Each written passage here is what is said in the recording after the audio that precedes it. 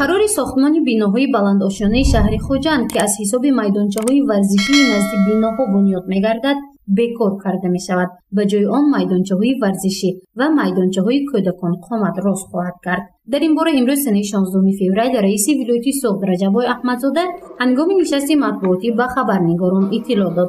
вай гуфт, ки барои бунёди хонаҳои баландошона аз ҳисоби майдончаҳои варзишӣ иҷозат дода намешавад. агар аз ин пеш қарор ба имзо расида бошад, онро бекор мекунанд. ба ҷои он дар шаҳри Хоҷанд 35 адад майдончаҳои варзишӣ барои кӯдакону наврасон бунёд ва ба истифода дода хоҳад шуд. дар сохтмони он саҳми соҳибкорон бештар аст. ҳамин сол мо супориши беяд қатъи додагӣ он қарорҳое ки он хулосаҳое ки аз тарафи меъморони шаҳр дода шуда буд, имрӯз аз тарафи шӯрои шаҳрсозии вилоят бекор карда шуд. пурра ҳозир ҳамин бахшида ба 30 солагӣ дар шаҳри Хоҷанд 35 майдончаҳои варзишӣ ҳам барои ҷавонон ҳам барои наврасон аз ҳисоби бюджети маҳаллӣ, аз ҳисоби соҳибкорон, аз ҳисоби қисман аҳолӣ аллакай нақшаҳош таҳсис шудааст, сохта ба истифода медиҳанд.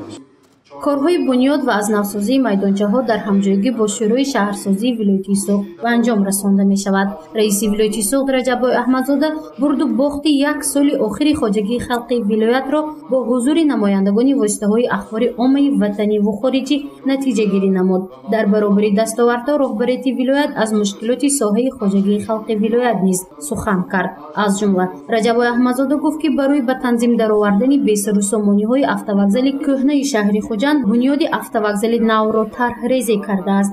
эҳтимол меравад, ки барои ба меъёри муқаррарӣ ворид шудани ин мавзеъ дар минтақаи галамайдони ҷамоати деҳоти Ёва дар масоҳати беш аз 4 гектар автовокзали нав ба таври замонавӣ бунёд карда мешавад. автовокзали нави замонавӣ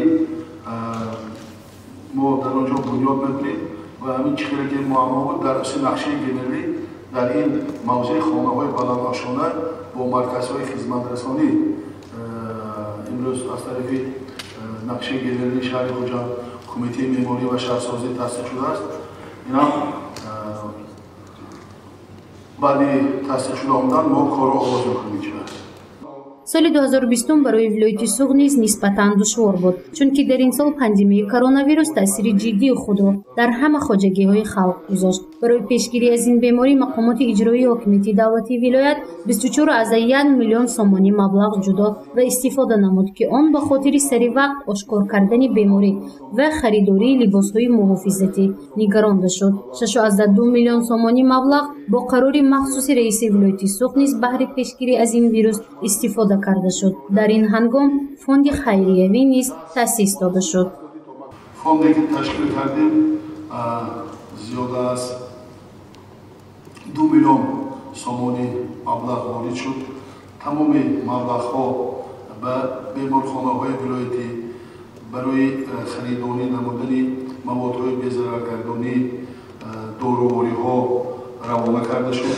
чизҳои даркорие ки имрӯз пешниҳод кардем, мо имрӯз дар вақташ таъмин кардем, ки имрӯз мардуми мо бо ҳамин ғизои босифат таъмин шаводи тезтар сиҳат ёбад.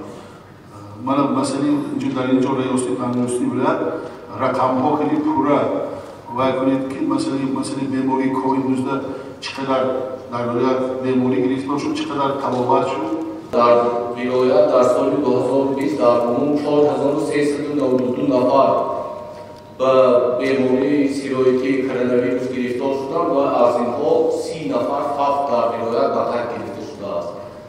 ҳарчанд вазъи эпидемиологӣ вобаста ба коронавирус дар вилояти Соғд мӯътадил арзёбӣ карда мешавад, аммо бояд чораҳои эҳтиётӣ дар гузаргоҳҳои назди сарҳадӣ андешида шавад, чунки вазъ дар кишварҳои Иттиҳоди Аврупо ва кишварҳои назди сарҳадии ҳамсоя нигаронкунанда боқӣ мемонад. дар он кишварҳо хуруҷи коронавирус ҳанӯз ҳам дида мешавад.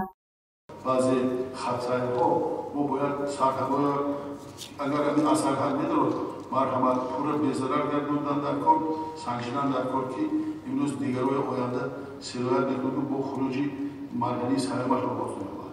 ҳамаш ин дар дасти худамо. саломатӣ имрӯз ҳар як шахс дар дасти худаш аст. қисми даромади бюджети вилояти Суғд ба ҳолати 1 январи соли 2021 111% иҷро гардидааст ки маблағи он 1839.7 миллион сомониро ташкил медиҳад. иҷроиши қисми хароҷоти бюджети вилоят, сатҳи ҷиноятсодиркунӣ, фонди хайриявӣ, мушкилоти марзӣ бо кишварҳои ҳамсоя, махсусан Қирғизистон ва дигар масъалаҳои нишасти матбуотии раиси вилояти Суғд Раҷаббой Аҳмадзода дар нашрҳои минбаъда инъикос карда мешавад. гузориши Мафнун Шукурова, Наимҷон Аюбов барои барномаи иттилоотии Хабар.